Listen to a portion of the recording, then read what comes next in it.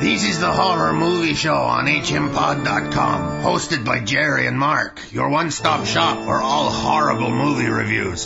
From the latest blockbusters and independent films to classics, let Mark and Jerry convince you the world is a dangerous place, though often good for a laugh.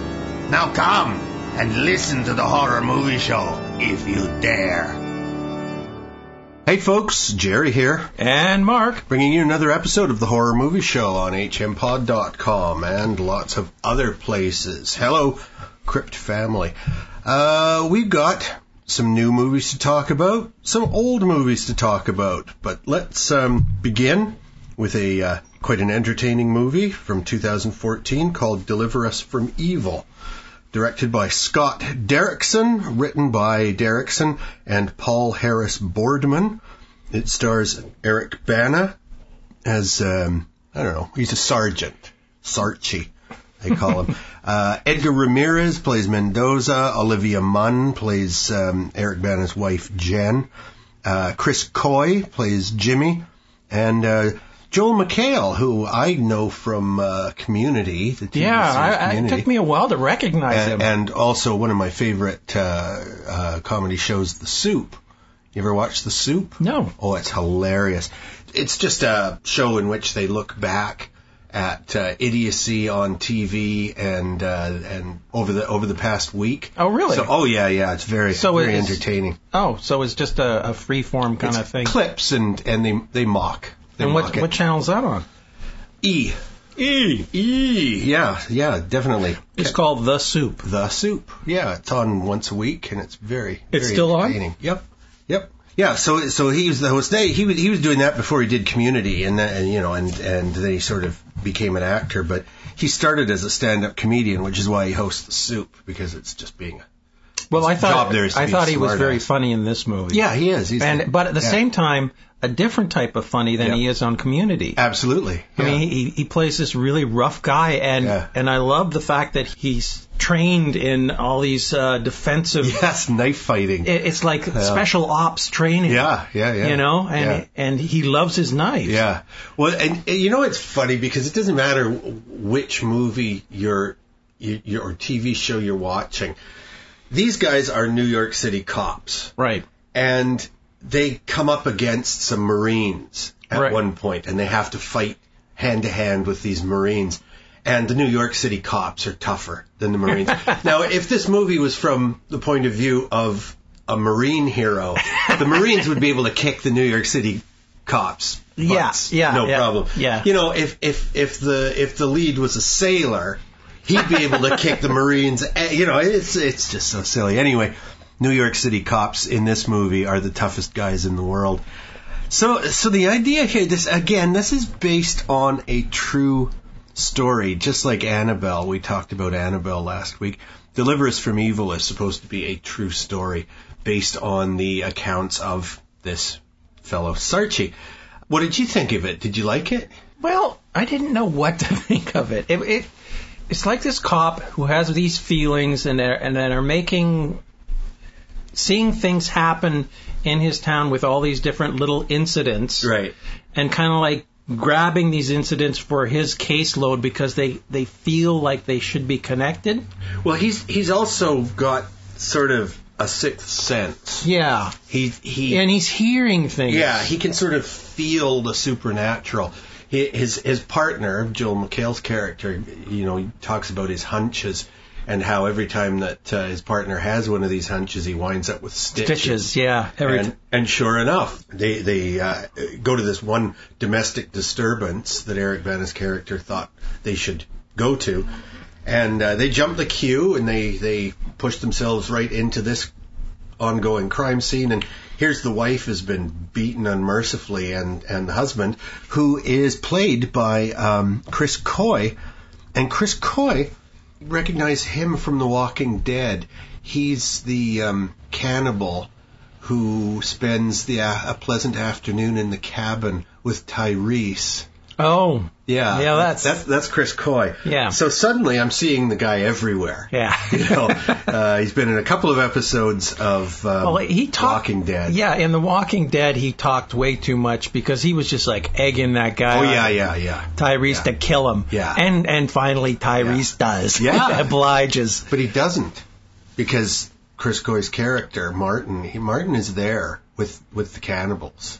Uh-huh. No, Tyrese is not a killer anymore. Tyrese doesn't want to kill. No. He beat him Yeah. half to death and thought he'd killed him, but in fact he didn't. Oh, that's right. Yeah. And then he ends up getting killed by the zombies, I think. No. He's one of the ones in the church who's, Yeah. I guess so. So I guess The Walking Dead is a really nice venue to have because it can be a real short-term gig. Sure. If you're one of the people that they're going to slaughter off. Well, apart from Rick and his son, I can't think that there's a guarantee you're going to be in next week's show anyway. I mean, they killed his wife, for Pete's sake. And his best friend. He killed his best friend. And the son killed his mom. So, yeah. Anyway, back to Deliver Us from Evil. Let's try and explain the plot, which is essentially that these weird things, as you say, Well, it starts off happening. in Afghanistan or something, and they're Iraq. Or Iran. Iraq, yeah. Could have been Iraq. And it's three Marines, and they're exploring an old ancient ruin. It looks like a catacomb of some sort. Yeah, like an underground temple, and they see some Latin writing, and all you have to do is just see this, and you're going to be possessed. Affected. Yeah. So I kept expecting once Sarchi writes this down and he's showing it to everybody, why aren't they affected? Why aren't they taken over by demons? Why is there's only one demon to go around per portal? Because it is sort of like a portal that's allowing these demons to come through. Yeah. And one of them is in the New York Zoo in the lion's den. Well, the guy puts it there. Yeah. And he's essentially of the three Marines, we've got the Chris Coy character who's like a lieutenant to the head demon, and there's another guy who's like another helper, but the main demon is a real nasty little rat-faced swine, and that's who Sarchi and his partner is going after for the most part. Right. The wife beater. No, the wife beater was Chris Coy. Oh. And he's just like a second in command. You know? There's like one main guy, and he's the guy at the zoo who's talking to the lions. Yeah. That was good. Yeah, so the guy possessed by the demon is the big villain, and that's who Sarchi is after. It was very Catholic kind of thing happening. Oh, hugely Catholic. Yeah, much like Annabelle was hugely Catholic as well. It's always within this. Catholicism has a lot of demons that shouldn't be up there. I mean, what is it with that? Yeah. Anyway, so, 2,000-year-old mysticism larded on top of like 10,000-year-old mysticism. Yeah, exactly. So you got a lot of crazy crap. And the thing about the Catholics is that they bend their religion to the area. So when the Spaniards brought Catholicism to South America, they incorporated a lot of the blood aspects of Christianity to replace the actual blood sacrifices. Right. But when you look at the Holy Eucharist, what is that? Drink the blood, eat the flesh. It's ghoulish. It's absolutely bizarre and ghoulish. And if the original intent was to sort of subvert violence and get the violence done in a ritualistic way, I don't think it's working. Because Catholicism has probably been used as much as any other single force for evil. Yeah. As any in the world. Anyway, so there's a lot of church and priest again has one of the major roles. Yep. And there's an exorcism. Yep. That I thought went on way too long. Yes. Yeah. Halfway through that I'm going, come on, wrap it up. I'm not even sure it really worked either. Yeah. Yeah. And I like the cop that's witnessing it in the back room going, what the hell? What? I don't think he was a cop. I thought he was like a perp who was just like stuck in that room. No. He was another cop. He was another cop. Yeah. Yeah, the idea that this is real. And why wasn't somebody videotaping it? You know? Well, you would think that the room that they're in. Oh, he turns the camera off, I think. Does he? Yeah.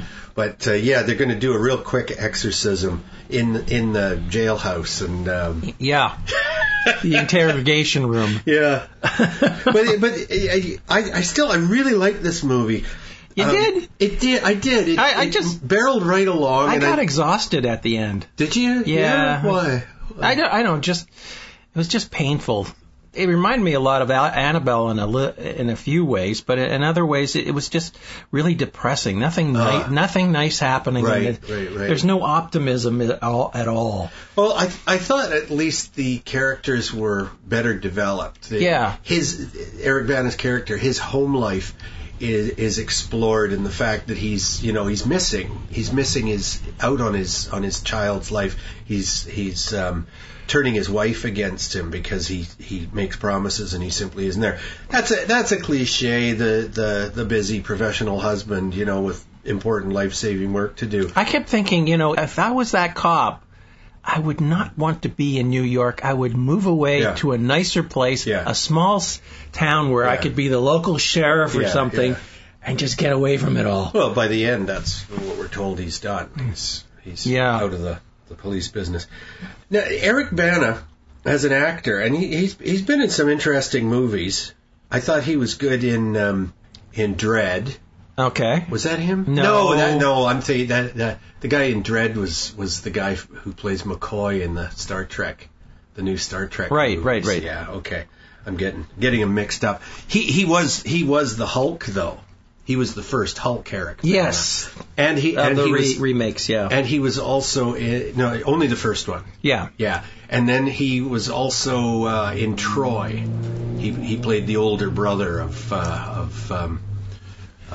the guy who makes big mistakes, steals Helen and Troy. I thought he did a good job in this one because he was pretty realistic. Yeah. But he's got two modes. He's either hyper confused or he's hyper angry. He doesn't seem to have any other okay. Oh, he's home. Oh, it's a happy time. Well, he's just confused. Yeah, he stares off into nothing, and then his wife kind of presses him, and he finally tells him about the cases that he's working. The horrible week he's had. And children being murdered. The way he lets it out is like, I'm going to tell you this once, but I'm not going to repeat it again. And don't ask me how my week's going again because I don't want to bring it home. Yeah. But at the same time, it's killing him. He is bringing it home in that he's staring off into into nothing. And his wife, played by the always lovely Olivia Munn. You get the idea that normally he does open up and tell her what's going on professionally with him, so that he doesn't bottle it up. But this stuff is, I suppose, so disturbing that he doesn't want to pollute his home life with these horrible tales. Because doesn't the movie begin with a child being chucked out a window? No, into the lion's den. Oh, that's right. Into the ravine. Of the lion's den. Yeah. It's horrible things, and I think this demon, the main demon, is really affecting him. Right. Because he is feeling them. He can hear sound. Yeah, he hears whispers and children laughing. Yeah. Things like that. Yeah. And then the static that he's hearing, like it's from his walkie-talkie. And when he watches a video, like a closed circuit camera, some of the crime scenes at the zoo, whatever, he sees more on the video than his partner does. Yeah. And he thinks his partner is screwing with him. Like, come on, you see it. Of course you see it. There it is. It's right there. And his partner is like, are you okay? And then the priest comes in and he shows it to the priest, and the priest also can't see it. So, but then it's explained that Sarchi has special powers. Yeah. That he is... he's got ESP. He's in tune with the devil. Well, he's just in tune with supernatural forces. So, okay. Anyway, well, that's enough about that one. Delivers from Evil. Let's get on to a really, really interesting possibility, a movie that was never made but came very close. Oh, yes. Jodorowsky's Dune. Now, Alexandro Jodorowsky, still alive, still making movies. He is a Polish-Chilean director whose main claim, who came to prominence in the late 60s with his movie El Topo. Yes. Which was, people call it the original midnight movie. John Lennon, druggie that he was such a fan of El Topo that he got Alan Klein's company, Abco, to distribute it more widely to bankroll the next movie, The Holy Mountain. Mm-hmm. I would really, really recommend that everybody see El Topo and Holy Mountain. Wonderful, weird, super freaky movies. He's a weird dude. He's also very heavily into graphic art and stuff like that. Oh yeah. And he's written comics. Yep. With Mobius and a number of other artists out there. Yep. And a lot of the stuff that they developed for the Dune movie, yes, that never got made, right, were used in other aspects of what he was doing, like in some storylines that he did for some comics and things like that. Well, no, the storylines were for Dune, but they were used for comics. Yes. Yeah. So this movie is called Jodorowsky's Dune. It's a documentary. 2013 documentary. And directed by Frank Pavich. And it interviews Jodorowsky, his son Brontes, who I feel like I know because I've seen Brontes grow up. He's a very young boy in El Topo, and then he's a young man in Santa Sangre, and now here he is, probably in his 40s. Mm. Now, actually, he'd probably be in his 50s now, because he's got to be about my age, because I was a child in the 60s. It's also got interviews with Diane O'Bannon. Now, Jodorowsky was putting together a team, what he called his warriors. Right. And his warriors for Dune. And he chose Dune he hadn't even read it, but he chose Dune when he was being bankrolled by this French producer who was in love with Jodorowsky's work. And I think the only reason he chose it was because his wife liked it or something like that. He'd heard how good it was. Yeah. Friends had told him how good it was. So he liked the story of Dune, but he hadn't read it, and he said, yes, this is my next project. So he got among his warriors, he had Dan O'Bannon. Now this is before Alien. Yeah, this is like Dan O'Bannon just starting out. So I had him on board as a writer.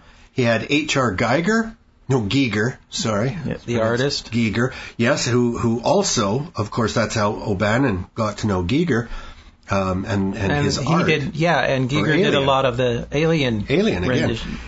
He also worked with Mobius, and of all people, he managed to convince Salvador Dali to also come on board as a graphic artist. So he had world-class talent, and unlike, say, a Hollywood movie where it's like the best that Hollywood has to offer, which is considerable, this is the best the world has to offer. There's a lot of European talent here, which is really interesting, and tends to be, I think it's fair to say that the European artists tend to think outside the Hollywood box. Oh, yes, definitely. Definitely. Even though Hollywood stole a lot of the ideas and designs in this movie. Indeed. Because what he did is he put together a Bible of what the movie was going to be about, a shot by shot. All the pre-production work. All of it was in this one big book, and he tried to shop it in Hollywood,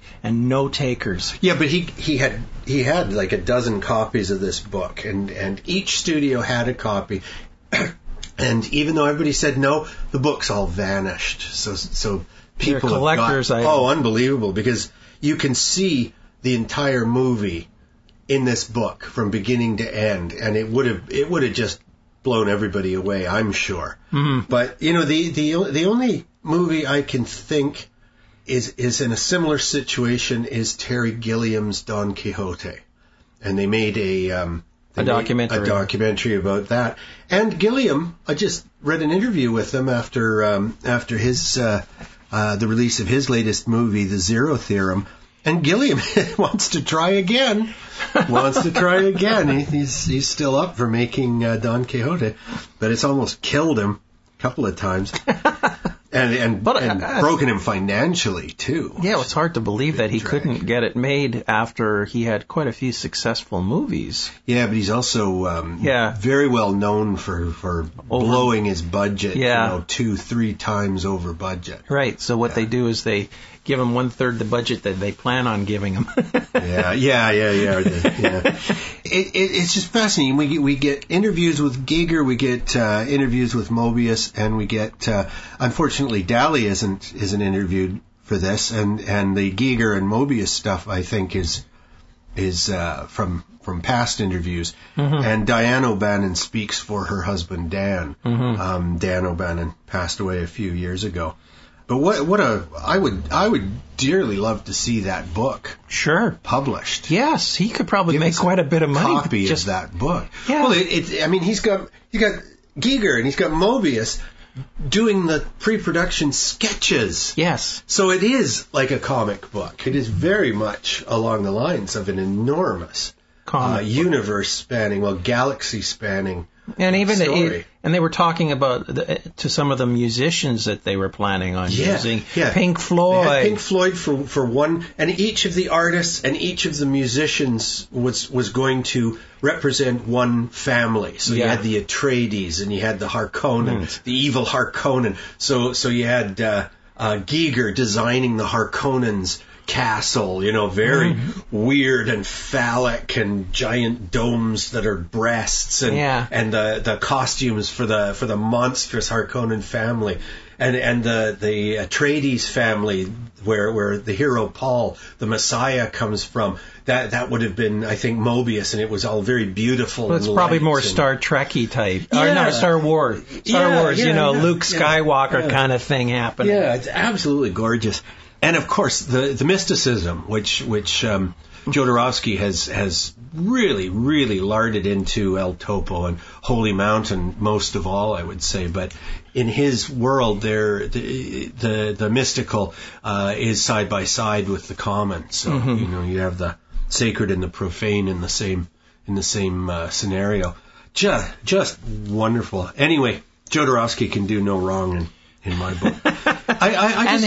He's done so much too, especially in the graphic arts. Yeah. And do you know how he spent much of the 60s? He was living in London.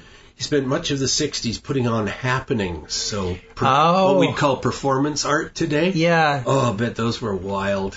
Drugs and yes, nudity he did craziness. talk about drugs during the conversations. Well, he was one of those dudes that pretty much defines the 60s. Excess, the road to wisdom is paved with excess.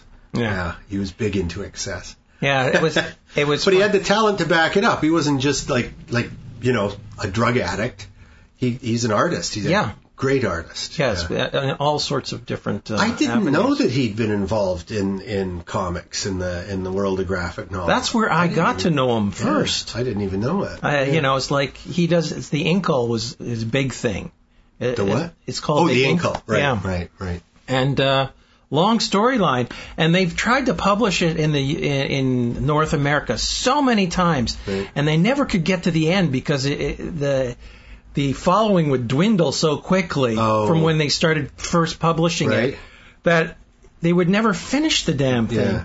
Can you get a foreign? Oh no, now you can't. I mean, you can get the whole story in one volume. Right. But it took them so long because, like you said, he is so unorthodox and his storylines can be very non-linear. Yeah, exactly. So a lot of North Americans don't like that. You know? So they like their comic to be from point A to point B. Yeah, it's true. But now people everywhere. But and the further we get in our super rapid media climate, the less attention people can pay to something.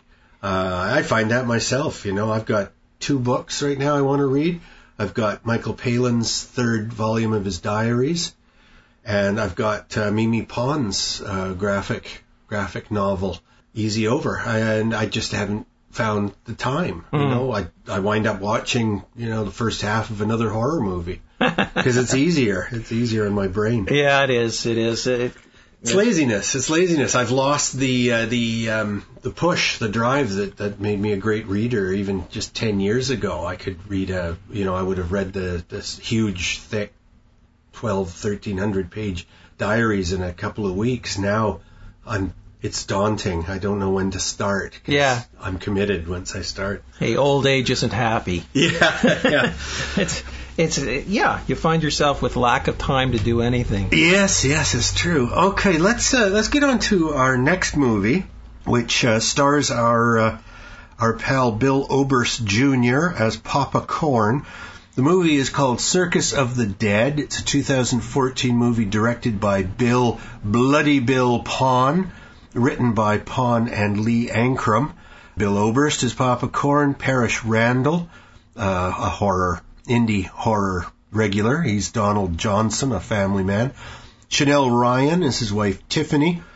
And then we have a series of evil clowns. Ryan Clapp plays Noodle Dome.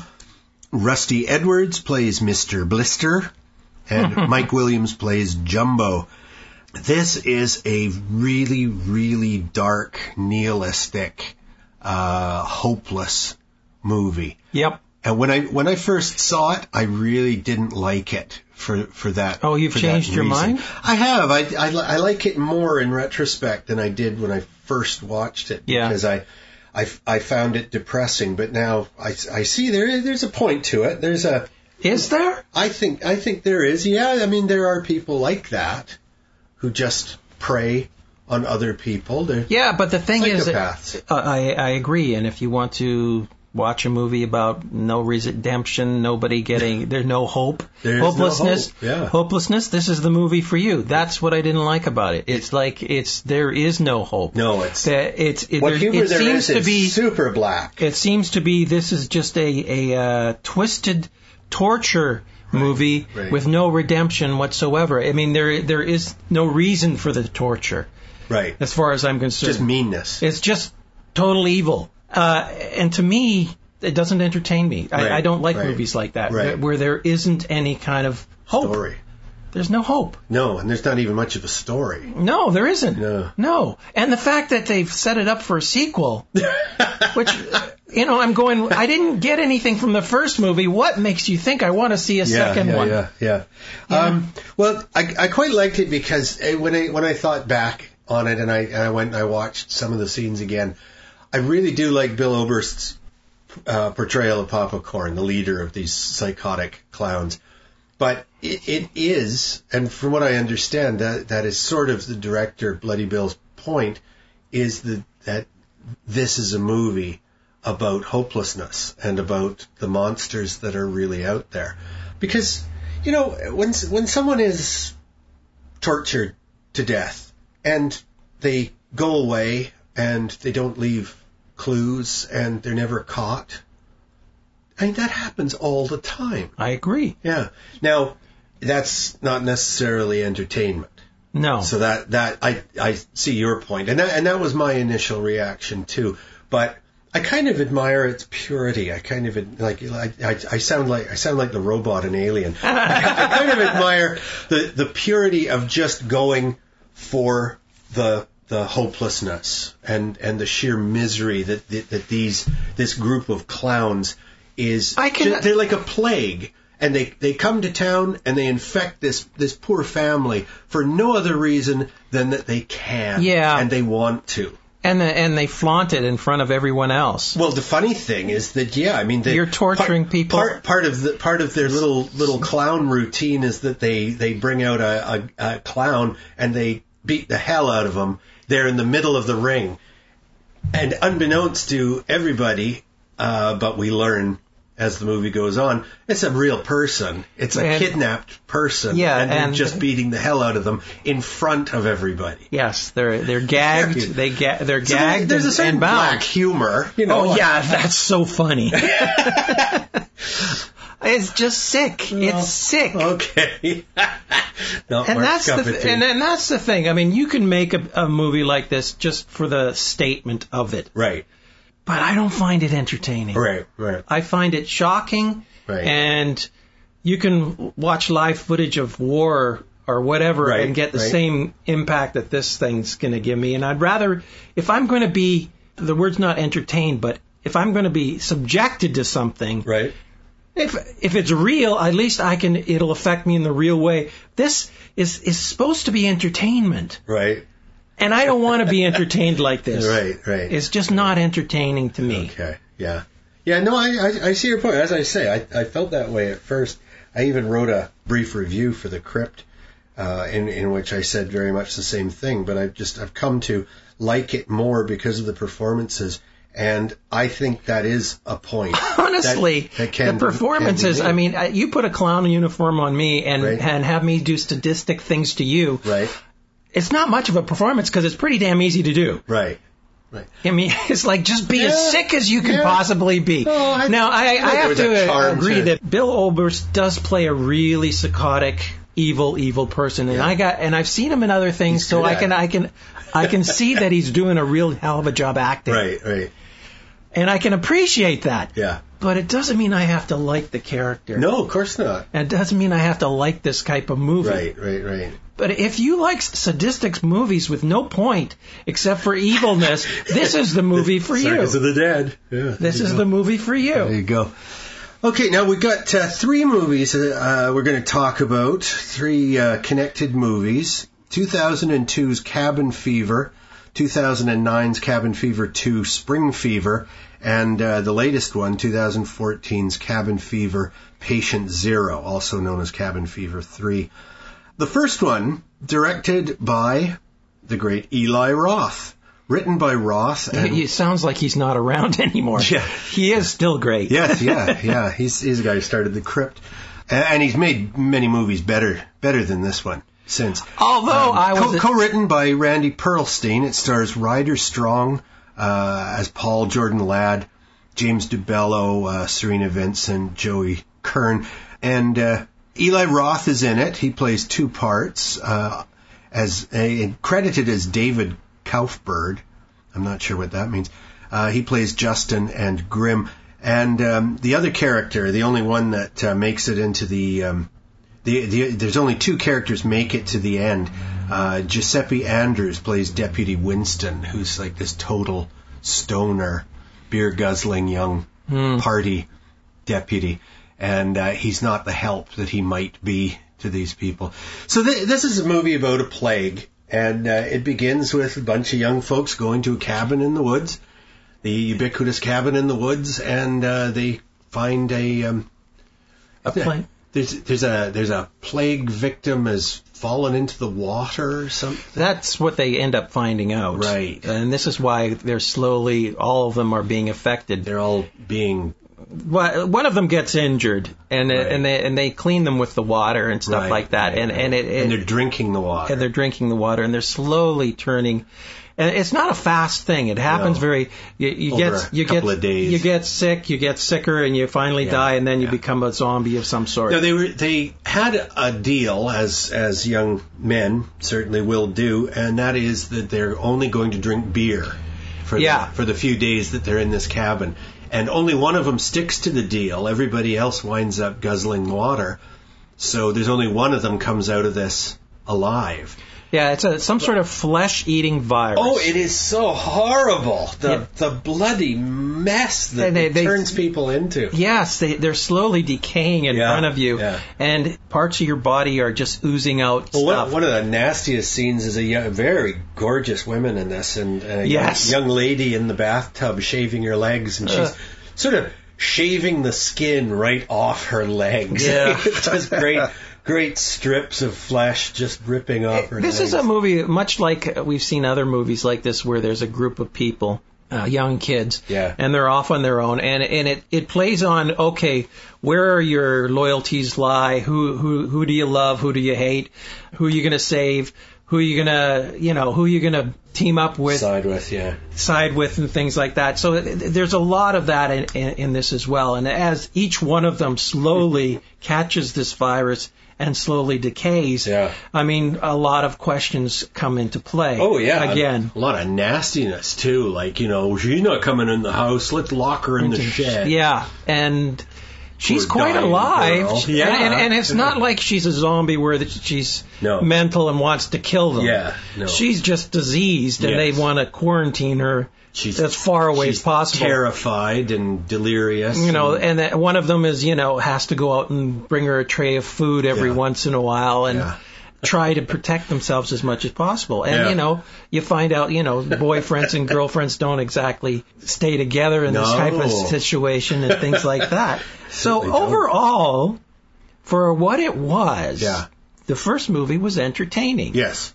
And it sets up the precedence for the other two with the water contaminants and all that, right. and the water going down wherever the rivers or whatever to other places down the river. Right.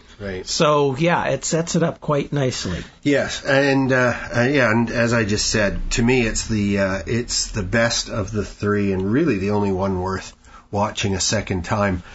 Cabin Fever 2, Spring Fever. They waited a while. Directed by Ty West, written by Joshua Malkin. This one, Ryder Strong is back again playing Paul.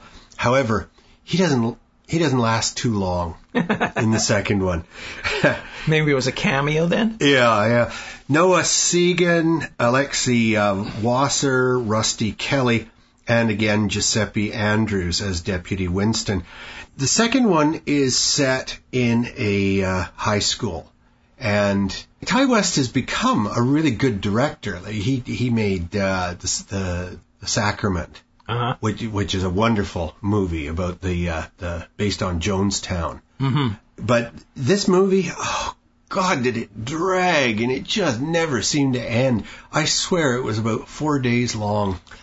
This movie, it just felt like it was never going to be over. I really, really, really didn't like this movie. It brought nothing fresh to the outbreak genre. That's the thing about it, is that there wasn't good acting. Yeah, if you don't expand on the storyline or go in a new direction or something. If it's just rehashing the same old crap. Then there's not even rehashing it as well. As why bother? Eli had done it the first time. Exactly. It's so tough to do a good sequel, and as you say, you have to bring something more to the table, to the story than just change the actors and tell it again. The best example I can think would be James Cameron's sequel to the original Alien movie. Completely different feel to it, completely different cast of characters with the exception of Ripley. Same monsters, but many more of them, and many more types. Yeah, the mother, the mother, the queen. Yeah. A little more understanding. The only thing about Aliens is they didn't go far enough. For the 4 movies, right, it really didn't progress that much on discovering who the hell these aliens are and why are they the way they are. Yeah. That's where I want to see the next Aliens movie go to. Well, there was Prometheus. Well, Prometheus tries to answer those questions. Well, hopefully they're supposed to make a sequel to that. They are. There was a lot of positive and negative press on Prometheus. Yeah. A lot of I've got to watch it a second time. I was disappointed when I saw it. Yeah, I liked it, but again, it could have been better. Yeah. Okay, well we're not here to talk about the Alien movies. Okay, and then there's the third one, Cabin Fever, Patient Zero, and this is certainly a better movie than Cabin Fever 2, but it just doesn't seem to be very well organized. It's directed by Kerry Andrews, written by Jake Wade Wall. It stars, of all people, Sean Astin as Porter, Curry Graham as Dr. Edwards, Ryan Donahue as Dobbs, Brando Eaton as Josh, and Gillian Murray as Penny. And it's main story is about some young folks who are off on a beautiful ocean beach and an abandoned island. The only thing on it is some old medical research buildings. Well, the buildings are not abandoned. In fact, there's a skeleton crew of people working there because they want the isolation. And what they have is this, and this is supposed to be prequel to the original. Yeah. So Patient Zero is Sean Astin's character, Sean Astin, of course, was Bilbo's Samwise Gamgee. best buddy in Lord of the Rings movies. But in this, he's completely wasted. He's like this petulant, raging, angry patient who, they can't let him loose because he's got this horribly... He's the only one. He's a carrier, but he's immune to the effects of this horrible flesh-eating disease. So they can't let him out, but it's as if they won't explain this to him. They just say, well, you're locked up and that's where you're staying. Well, I want out. Well, you can't. So he does everything he can to get out. Yeah. But it's as if, because he's perfectly rational, can they not explain to him how dangerous he is? Yeah, it's like you're a carrier of a plague. Yeah, and could they not also make his stay more comfortable? So instead of torturing him, and making him angry, and he's capable of killing any of them, and he does jump a doctor. All he has to do is, kiss the guy, and he's gonna die. Yeah. So it's very weird. But in this one, they have the kids, and they're swimming at the beach, and one of the prettiest young actresses I've ever seen in my life is there swimming around, and unfortunately there's, I don't know, decaying flesh or something. It's fish. It's zombie fish that bite her, and she gets out, and boy, she goes downhill pretty rapidly. And her flesh is falling off her bones. And it's like, yeah, she was real pretty. Well, so the girls in the first movie were pretty as well. Oh yeah. But that's the whole thing. The beauty decaying to the point you're revulsed. Oh God! Yeah. Deadly girls. And it's lovely what they do with these special effects and the gushing and the flesh slithering off bones. Lots of blood and pus and Okay, well, definitely, as I say, Cabin Fever is the best one. And then the third one's better. Then the third one is better than the second one. But, hey, folks, that's enough. No more Cabin Fever movies. Put your considerable talents to something new, because you're just milking this. And as much as I like Eli Roth, I'm a big fan of the Hostel movies and stuff like that. As big a fan of Eli's as I am, I'm just not a huge fan of Cabin Fever. It is what it is. It was his first movie. And, and that's all right. It's a good first effort, but he's come so far so quickly that I can hardly recommend this to anybody. Isn't his new movie that's being filmed down Green Inferno? Isn't that sort of a plague kind of thing? No, it's about I'm really looking forward to seeing it. There's a problem with the distributor. I'm hoping it'll be available soon, but there's a wonderful trailer. The Green Inferno is about a group of young do-gooders. I don't know if they're Christians, but they're a church group, and they're on a small plane, and they're going to go down to this tribe in the middle of nowhere in South America and minister to them, help them out, whatever. And the plane crashes, and the very tribe that they were coming to help captures them and, I believe, eats them. So it's like torture, gobble. Why torture when you could just eat? But it isn't. It's because cannibalism is a ritualistic thing. You don't just fresh meat, cook it up and eat it. It has to be cleansed. The Walking Dead, that's what they do. Yeah. Well, that's a different situation. I like it when they cut the guy's leg off and are chowing down in front of him. Yes. And explaining to him why this is an okay thing. Yeah, but Bob gets the last laugh on them. There's never been any group of people other than perhaps plain psychotics, but or people in extreme situations. Nobody ever eats people because they like to eat people. It's they societies that have cannibalistic tendencies do that as a ritualistic thing. They do it to gain the strength of the warrior that they've killed, or to keep the loved ones with them in a sense. But there's no people on Earth who raise human beings like livestock. Mm-hmm. There's not enough meat on us. We take too long to grow. but you're better off growing dogs for food than human beings, because you can get a full-grown dog in a year. Sure. But a human being, But if that's all there is.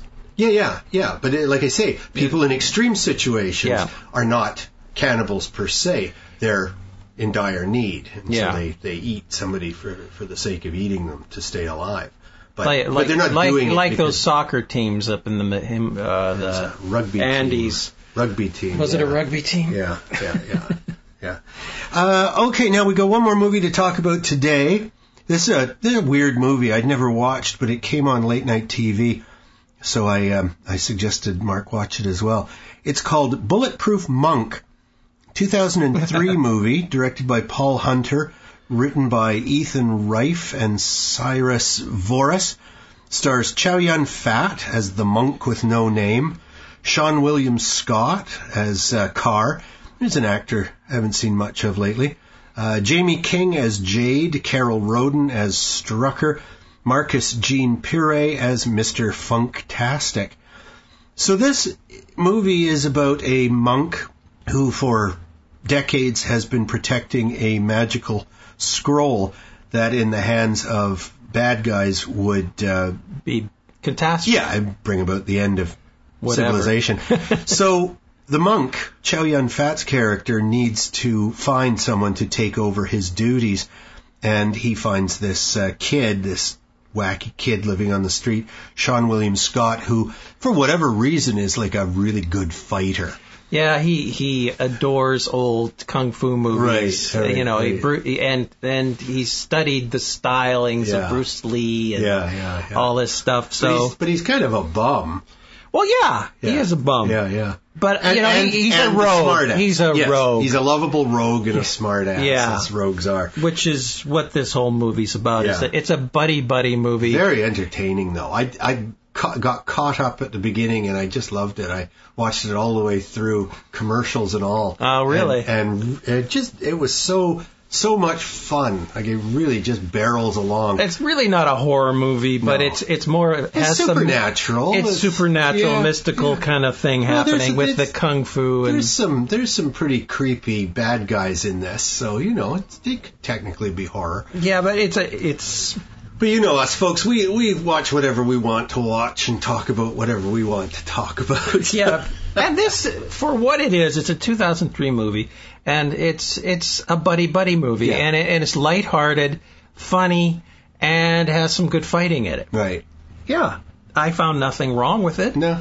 But it's not a really horrific movie. It? No, I'd recommend it if you want to see a decent movie, a fun movie. This would be a good one to go with the movie Rigor Mortis. We talked about last week, Rigor Mortis. Yeah. It would lighten the mood in the room. Yeah, well, Circus of the Dead in this would be a good double bill. No, it would not at all. No, but if you like the Chinese kung fu movies like Hidden Tiger, Crouching Dragon, something like that. Yeah. You know what we're talking about. Pooping Dragon, yeah. If you like that kind of flying through the air, running up the sides of walls and stuff like that, sides of buildings, yeah. Unrealistic fighting. Oh, absolutely, yeah. But it's a fantasy, and it's a very enjoyable fantasy. And of course, there has to be a girl in it. And beautiful girl. And I really like Sean William Scott in this. He's such a... Plays his typical self. Yeah, he does. He always plays a smartass. He's been playing a smartass since he was he Stifler in the American Pie That's movies? Right, he was in the American Pie movies, yeah. That's it. And then he was in a movie with The Rock, in which they were buddies. Yeah. And they were down in South America, I think. And what was that called? I actually have it on my playlist kind of thing. Something, yeah. Yeah. It's letter or something like that. It's very entertaining. Yeah. Anyway, he's good in this, and the movie overall is very light and very frothy, but Chow Yun-fat does his usual inscrutably good job. Yeah. And so does Scott. Okay, folks. Well, I think we'll just go through Delivers from Evil. You recommend it or not? That's a good question. I wouldn't. It's not a rewatch for me. I mean, okay. It's a decent movie. Yeah. But I'd give it a 4 out of 5, I guess. Really? Or a 3 out of 5. 3 out of 5. Yeah. Okay. Yeah, I give it 3 out of 5. I thought it was all right. It was okay. I thought Eric Bana did a good job. Olivia Munn was fine. In an unrewarding. I watched role as the it wife. back to back with Annabelle, so I got too much of this Catholicism stuff in me, and I thought the whole exorcism scene went on way too long. Right. Jodorowsky's Dune, fantastic. Oh, I just wish I'd watched Jodorowsky's actual Dune. Yeah. It's a good documentary. It's interesting to see how things developed and then why it wasn't actually produced. Yeah. The Gilliam movie I remember now is called Lost in La Mancha. Yeah. And this is a lot more fun to watch than Lost in La Mancha. Yeah. Although I'm a big fan of Gilliam's, I think Jodorowsky is just so fascinating. One of the great weird artists of modern times, talking about the deal that he had to make with Salvador Dali. Dali wanted to be paid more than any actor because he was going to play the emperor. That's right. He was going to play the emperor. He demanded the only way he would appear in the movie is if he was paid more than any other actor had ever been paid in history. So he wanted millions and millions of dollars, even in like 1968 standards, whenever they were talking. So Jodorowsky thought about this because, of course, his French producer said, "Well, no way, we can't do that." But he still wanted Dali. So Jodorowsky thought, "Okay, offer him this deal." Or the producer's idea was, how long is he going? How many minutes is he going to be in the movie? 3 minutes, maybe 5 minutes. All right, offer him $100,000 a minute for every minute that he's in the movie. And so Jodorowsky said to Dali, well, what do you think about that deal? And Dali said, I would be the $100,000 a minute man. Yes, Dali will do it. So he had Dali like, that's right. He wasn't going to be an artist on the movie. Yeah. He was going to be an actor because he's just so peculiar. And in Lynch's version, which is mentioned obviously several times, and even Lynch said, no, screw it. I don't want my name on the movie. Not as it was theatrically released. Right. He took his name off. Well, that's funny because I really like that movie. It's all right. It's not my favorite. Oh, the way movie. You just say it means it's not all right. No, it's not all right. But to me, anyway, my point. I liked it. My point was that you made me forget my point. Okay, all right, never mind. Circus of the Dead. Did you like it? No. You sure? Yeah, I'm giving you a chance to change your mind. All right. I would recommend it, but it is really a real video nasty. So, it's one of those go in with your eyes feel open. Bad movies. It is not a funny clown horror movie. The 3 Cabin Fever movies, I think we made it plain that the first one was decent. One is the best one and certainly worth seeing. It's a modern horror classic, I think we could say. Yeah. 12 years old now. Bulletproof Monk. I enjoyed it. I think I liked it more than Mark did. But it's worth seeing. Yeah, I liked it. I enjoyed it. Yeah. I just couldn't believe that it was on our list. Right, yeah. What the hell? Why not? Okay, folks. So we're gonna call it quits, and we'll be back next week. We've got we mentioned Terry Gilliam. We're going to be talking about the Zero Theorem, and from the sublime to the ridiculous. We're also going to be talking about Transformers: Age of Extinction.